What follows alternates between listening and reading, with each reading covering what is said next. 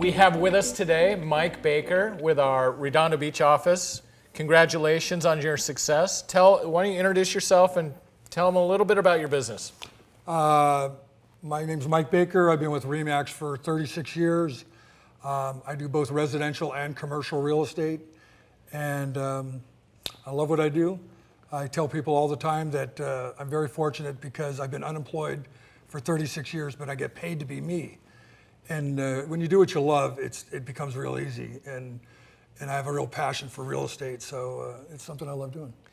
So you work mainly on referrals and past and repeat clients. And Absolutely. Tell us about your business and how you get clients. Well, almost all my business through referral. In the early days, I did open houses. I did for sale by owners. I just basically out hustled everybody. And then once I built a client base, I kind of followed the market and tried to stay ahead of the market and put myself in a position where I got that referral base. And one of my big things is that being really upfront with my clients and being passionate about it, they pick up on that passion.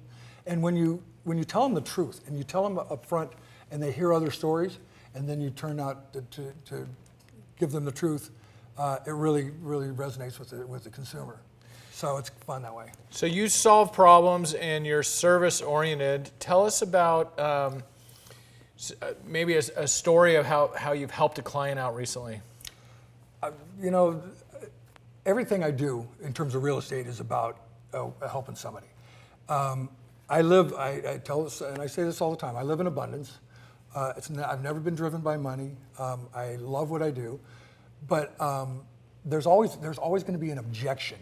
I had a client that I was showing property to who was referred to me, and after we went into this house and he fell in love with it, called his wife in Brazil, and I called the guy who referred me. I said, by the way, do you know what his credit's like? He says, he doesn't have any credit, doesn't even have a green card. And this guy's telling his wife that Mike Baker's going to get him the house. So I had to make a phone call, got a private party first, closed it, he refinanced it a year later.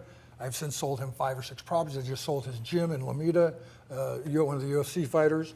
So, basically, you're just trying to solve problems.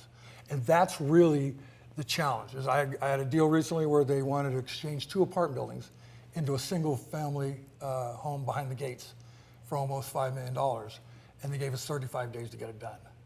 So the challenge being obviously getting the other agents on board, did a trial close, because I thought there might be a problem, and there was, but it gave us time to solve the problem. And as long as you communicate with the other agents on the other end of a transaction, there's no reason. You don't get ahead by taking advantage of anybody. You get ahead by lifting other people up. And that's what we do. So Mike, you do a lot of commercial real estate. Describe what kind of deals you do and what success you've had with that. I love commercial real estate. I like residential because you get the consumer and the passion there. But on commercial, what I like is the challenge. And almost all commercial real estates have tax implications and are dealt with 1031s. And even though we don't give tax advice, you have to know an angle or a way to better their position. So a lot of my commercial deals are people who are leaving the state, and I have a huge network around the country, buying triple net leases. They're happy with them. The local stuff, I work with a lot of developers. I like commercial because there's a challenge involved. It's a different kind of real estate game, but it's different than residential. But it's a challenge because the people in commercial, I should say the consumer in commercial, is a businessman, and they appreciate the truth, and so it's easy to do it that way. I've heard over time and time again that you are relentless with your service and watching out for the needs of others. Talk about a little bit what sort of things do you do to service your clients? Well, first of all, when I sit down with a client, no matter who it is, and it doesn't matter if it's a $300,000 or a $5 million client, same conversation takes place. I talk about the issues that are going to come about.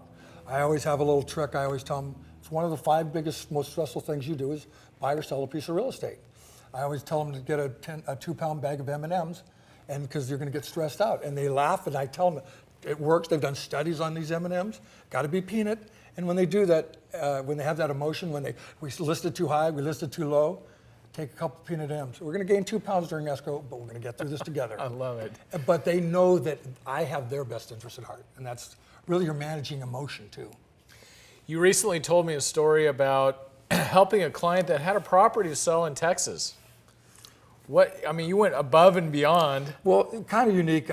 Somebody asked me, a past client, to talk to his son, who was in the military in Texas, about a property that they were trying to dispose of, that his mother had been put in a care facility. And they had to explain to him how flipper companies work and the margins they have to work on and whatever. And next thing you know, they're trying to get me to buy the property. And I didn't really want to go to San Antonio to buy a house. But I realized the father and the father had put up, when he was 18, him and his girlfriend got pregnant, and they put the baby up for adoption. Well, 2 years ago, the son reconnected with him. They found him through, I think, 23andMe. And during the course of the conversation, they've made a great bond, but they've never met each other face to face. Wow. So the son threw that out there to me, and I realized the whole reason I'm doing this transaction isn't to make money on the flip. I'm going to pick up the father in Las Vegas in my motorhome with a crew. We're going to drive down to San Antonio, spend a week, and I'm going to put a father and son who've never met each other together. And for me, that's the whole deal. That's amazing. And that to me is pretty cool. One final question. What would you tell a younger Mike about how to get started with this business? What would you do differently when you were first getting started, now that you know what you know? I think the people that work good systems, they inherently are going to do well. If you're consistent, you have to be able to budget, and you have to be consistent, and you can't get emotional in terms of the downtimes and whatever else. If you work the systems, the longer you work the system, the more chance you have of success. And I tell people, if you make it through one period of having a license, 4 years, and you're still in the business, you've made it, because now you're starting a career, and that's what you got to do. Well, you've consistently been one of our top agents for 20 plus years, so we appreciate you, and congratulations on your success. Thank you. Thanks.